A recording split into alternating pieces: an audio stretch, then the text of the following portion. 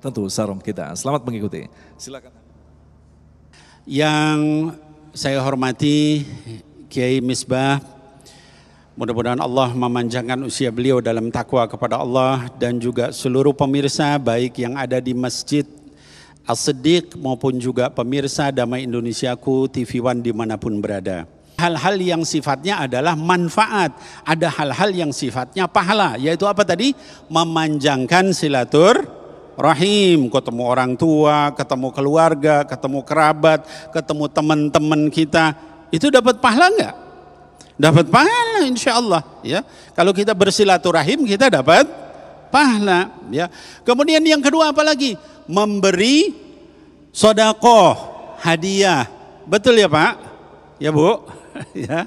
Kalau kita mudik biasanya apa yang dilakukan di sana di kampung?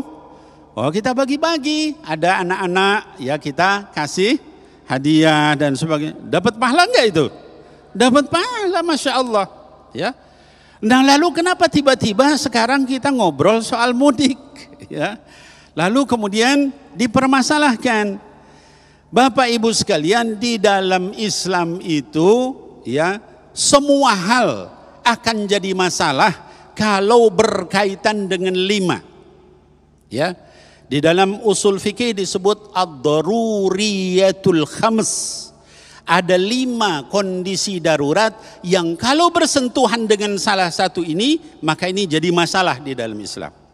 Jadi pembahasan di dalam fikih, jadi pembahasan para ulama ya. Apa saja yang 5 darurat itu? Kata para ulama usul fikih, yang pertama yang disebut hifdzu ad-din, menjaga agama.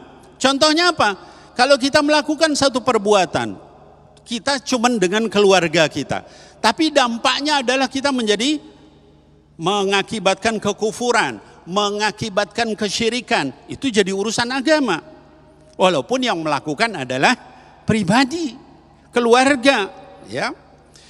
Yang kedua kata para ulama yang disebut dengan hifdzu an-nafs, menjaga nyawa manusia. Contohnya apa? Contohnya mudik ini. Nah ini baru ya. Kita berangkat mudik urusan tradisi, urusan budaya, nggak ada ngurusin agama. Tapi kalau kita berangkat mudik mengakibatkan orang lain sakit, kita berangkat mudik mengakibatkan badan kita sakit, kita berangkat mudik mengakibatkan kita tertular sama orang lain, maka itu menjadi urusan agama ya. Namanya hifdzu an-nafs, menjaga nyawa orang, menjaga jiwa orang. Beb, itu ngomong-ngomong menjaga nyawa dan sebagainya, apa sih dalilnya?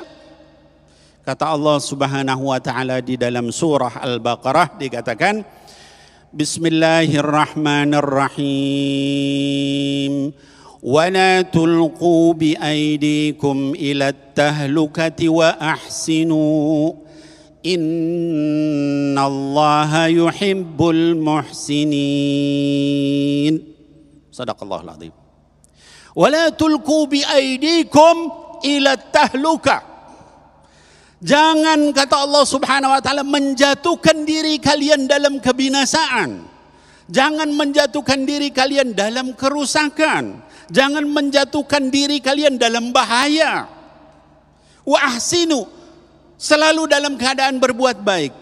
Innallaha yuhibbul muhsinin. Sesungguhnya Allah menyukai orang yang berbuat baik. Jadi kita melakukan sesuatu mengakibatkan kebinasaan, kerusakan, bahaya, itu dilarang sama Allah Subhanahu. Jadi yang larang bukan Habib Nabil ya, tapi yang larang adalah Allah Subhanahu wa taala. Dalam ayat yang lain di surah An-Nisa kata Allah Subhanahu wa taala, Bismillahirrahmanirrahim. Wala taqtulu anfusakum. Innallaha kana bikum rahima. Ya, kata Allah Subhanahu wa taala, jangan kalian membunuh diri kalian sendiri. Wabib, kan kalau kita celaka sakit itu kan urusan saya. Ya. Ngapain diurusin sama ulama?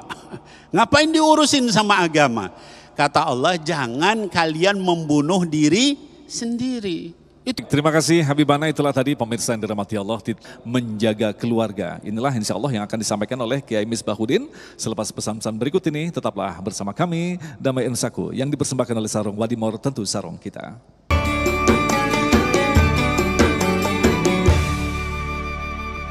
Kita telah mendapatkan ilmu dari guru kita Habibana, 5 hal yang patut kita catat baik-baik, yaitu menjaga agama, nyawa, akal, keturunan, dan harta. Dalam segmentasi berikutnya nanti, Kiai Misbahuddin akan menjelaskan kepada kita pentingnya menjaga yaitu nyawa kita dan keturunan kita. Dalam hari ini adalah keluarga kita. Sekali lagi, bisa jadi ketika pada saat pandemi ini kita bertemu keluarga kita, salah satu dari kita membawa penyakit yang akhirnya justru nanti menambah beban berat kehidupan kita daripada sekedar silaturahim. Inilah yang akan dijelaskan oleh guru kita, Kiai Haji Misbahuddin. Kami persilakan. Assalamualaikum warahmatullahi wabarakatuh. Guru kita Habib Nabil yang saya muliakan juga, bahayanya mudik di masa pandemi COVID-19. Negara kita, negara Indonesia ini banyak sekali tradisinya. Salah satu tradisi halal bihalal itu cuma ada di Indonesia. Yang kedua, tradisi silaturahmi secara massal. Yang ketiga, tradisi mudik alias pulang kampung, bareng pulang kampung. Tapi saat ini pemerintah melarang untuk mudik sementara waktu. Kita sebagai warga negara yang baik harus patuh terhadap aturan-aturan pemerintah. Selagi pemerintah itu menetapkan peraturan yang tidak benturan dengan ajaran agama Islam. Kita umat Islam dianjurkan untuk menjaga dirinya, keluarganya dari semua bahaya. Baik bahaya di alam dunia maupun bahaya di akhirat, termasuk bahaya terkena api neraka. Dalam Al-Quran Allah Subhanahu wa ta'ala menjelaskan, ya ayyuhalladzina amanu qu anfusakum wa ahlikum naro. Hai orang-orang yang beriman, jagalah dirimu, peliharalah dirimu dan keluargamu dari api neraka. Dan saat ini ketika kita tidak mudik, menurut saya jalan yang paling terbaik dan paling cocok, bareng cocok, gali gacok, cok. Kenapa? Karena dalam suasana pandemi COVID-19 diri kita terjaga, keluarga kita terjaga, bahaya banget. Ya. Kemudian negara kita Indonesia sementara ini kenapa melarang mudik alias pulang kampung? Tentunya punya alasan. Ketika pemudik pulang, kemudian kumpul bersama keluarga, secara otomatis bertemu dan bersentuhan kulit. Kalau seandainya yang pemudik itu terkena COVID-19, maka bahaya seluruh keluarga yang ada di kampung. Bahaya. Ya. Saya tahu persis di kampung, Pak Bu, karena saya ini orang kampung. Mohon maaf, Bib, saya orang kampung, Bib. Ya, di daerah Kabupaten Tegal, Jawa Tengah, saya ini orang kampung. Ya, kalau pas bertepatan dengan mudik kampung ramai sekali. Ya, bahkan mohon maaf, mereka berlomba-lomba memakai baju baru. Contoh, peci baru, yang bareng ayo peci, bagus, lagi peci baru, kemudian sarung baru, baju baru, istri lama. Kok kenapa mereka ingin pulang kampung atau mudik? Tentunya punya alasan tersendiri. Pertama, mereka kangen terhadap keluarganya. Ibarat seorang suami itu kangen terhadap istrinya, kangen terhadap anak-anaknya.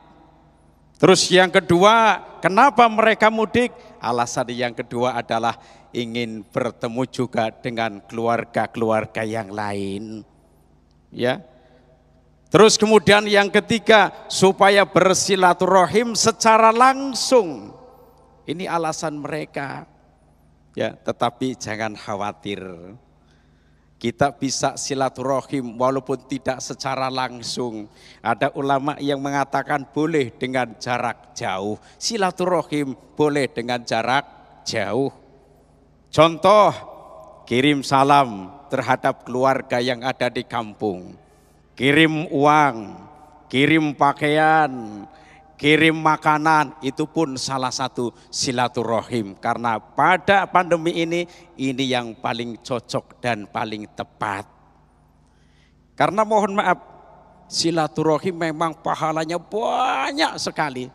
Ingin tahu apa tidak? Ingin tahu apa tidak?